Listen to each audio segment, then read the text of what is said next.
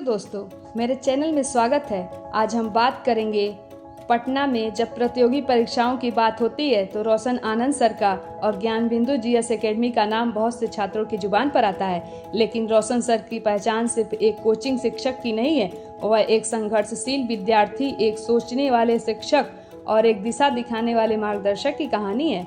यह कहानी सिर्फ सफलता नहीं, यह कहानी संघर्ष, धैर्य और जिम्मेदारी की है। उनका जीवन साधारण में शुरुआत रहा। रोशन सर का जन्म बिहार के एक साधारण परिवेश में हुआ। घर में साधन सीमित थे, लेकिन माता पिता की सोच साफ थी। पढ़ाई ही सबसे बड़ा सहारा है। बचपन से ही रोशन सर पढ़ने में रुचि रखते थे। वह किताबों को याद नहीं करते, बल्कि सवाल भी पूछते थे। उनका यह उपयोग कहाँ जाएगा, इससे समाज को क्या फायदा होगा। उनके लिए पढ़ाई अंक लाने का माध्यम नहीं थी, बल्कि समझ विकसित करने की जरिया थी। जैसे जैसे पढ़ाई आगे बढ़ी, जिम्मेदारियां बढ़ती गईं। आर्थिक दबाव, कभी संसाधन की कभी अनिश्चित भविष्य। लेकिन रोशन सर ने एक बात तय कर ली थी, अगर परिस्थितियां साथ नहीं देती हैं तो मेहनत को साथ बना लो। उन्होंने पढ़ाई के साथ साथ खुद को आत्मनिर्भर बनाना सीखा। जो मिला उसी में आगे बढ़ते गए। यहीं से उनके अंदर एक सोच बनी, जो संघर्ष में सीखा जाए वही असली ज्ञान है। शिक्षक बनने का निर्णय, जब उनके सामने कई विकल्प थे, नौकरी थी, निजी काम था, शहर बदलना, तो उन्होंने शिक्षा को चुना, क्योंकि उन्होंने देखा था कि बिहार जैसे राज्य में सबसे बड़ी जरूरत सही मार्गदर्शन की थी। रोशन सर मानते थे, अगर एक शिक्षक सही दिशा दे दे तो एक छात्र पूरे परिवार को बदल सकता है। यही सोच उन्हें शिक्षण के क्षेत्र में लाई। ज्ञान बिंदु जीएस एकेडमी एक सोच की शुरुआत थी। रोशन सर ने पटना में इस कोचिंग की शुरुआत की। यह सिर्फ एक कोचिंग सेंटर नहीं था, बल्कि एक उद्देश्य साफ था, प्रतियोगी परीक्षाओं के लिए सामान्य जीएस को आसान बनाना, करंट अफेयर्स की बोझ न समझना, मध्यम और सामान्य पृष्ठभूमि के छात्रों को आगे बढ़ाना। आधिकारिक जानकारी के लिए यह अकादमी विशेष रूप से BPSC, SSC, railway, Bihar police, अन्य राज्य के केंद्र परीक्षाओं को भी तैयारी को केंद्रित करने लगा। पढ़ाने की शैली इनकी अलग क्यों है? रोशन सर का सबसे बड़ी पहचान है उनका पढ़ाने का तरीका। उनकी कक्षा में रटने से ज़्यादा समझने पर जोर दिया जाता है। वे कहते हैं, परीक्षा पास करना जरूरी है, लेकिन सोच विकसित करना उससे भी ज़्यादा जरूरी है। कमजोर छात्र उनके लिए बोझ नहीं होते हैं। वे मानते हैं कि हर छात्र में क्षमता होती है, बस सही समय और तरीका होना चाहिए। छात्रों पर प्रभाव ऐसा पड़ा ज्ञान बिंदु का कि पढ़ने वाले छात्र बताते हैं कि विषयों से डर कम हुआ, जीएस का, करंट अफेयर्स में समझ आने लगे, आत्मविश्वास बढ़ने लगा। रोशन सर छात्रों से दूरी नहीं बनाते, वह खुद को पहले सर के माध्यम मानते हैं।